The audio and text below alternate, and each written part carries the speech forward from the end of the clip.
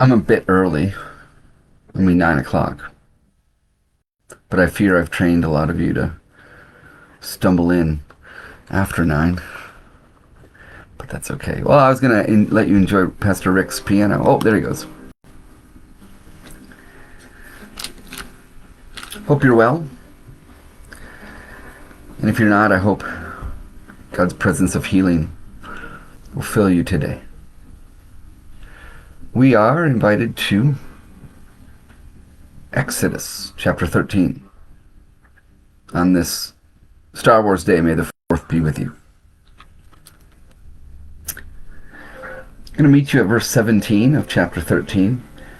We'll read a few verses together and then share that devotion from Christ in our home and our partners in ministry at Augsburg Fortress. So join me here if you'd like.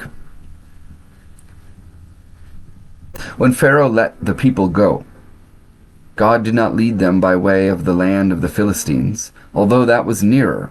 For God thought, if the people face war, they may change their minds and return to Egypt.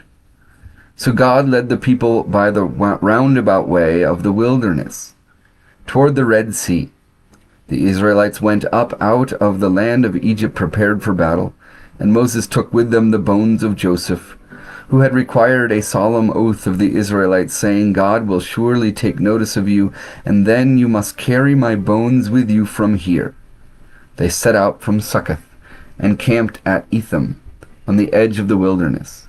The Lord went in front of them in a pillar of cloud by day, to lead them along the way, and in a pillar of fire by night, to give them light, so that they might travel by day and by night. Neither the pillar of cloud by day nor the pillar of fire by night left its place in front of the people. The story of God's presence, of reverence before our ancestors in the wilderness journey. There's a lot to contemplate there, and the wilderness and what the wilderness is in the life of God and in our scriptures. Old Bones is the title of our devotion from Christ in our home. If you want to continue there in reflection today, it invites our focus to the 19th verse that we encountered, where it tells us, and Moses took with him the bones of Joseph. Today's focus verse from Exodus, the Exodus story, reminds us of an important detail. Moses gathered the bones of Joseph to bury in the promised land. After some 400 years of enslavement, Moses still remembered Joseph, through whom God had worked for the good of the people. The memory of God's faithfulness, the memory of Joseph, mattered for the entire story of God's people. As a lifelong genealogist, I cherish the stories of my ancestors, says our devotion writer today, which explains so much about my family. These stories reflect the twists and turns of life, some wonderful, some that could make one blush. But through them runs the thread of God's faithfulness, sometimes in ancestors, sometimes in faithful people alongside them. What bones do you carry? What stories reveal God's faithfulness for you? We may long for the visible signs, such as the pillar of cloud and fire, but we don't want to miss the bones that connect us to God's love from generation to generation. A prayer here to share today. Faithful God, assist me in recognizing your abiding love across all time and space. Amen.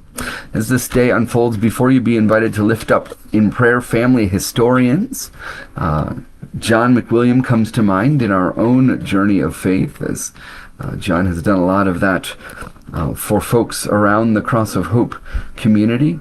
Let's see. Sometimes I like to look up the writers, especially when they're kind of personal stories. Let's see. This is Richard Rhodes, is the senior pastor of First Lutheran Church in Galveston, Texas. An avid Ohio State Buckeyes fan. Oh no. Well, we all have our unique traits, don't we, friends? God hold you and God be with you, beloved, on this Star Wars Day. And also with you, Pastor Heike. Thank you.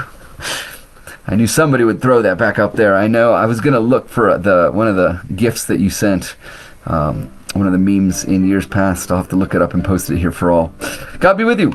And we'll look forward to this week grounded together in faith.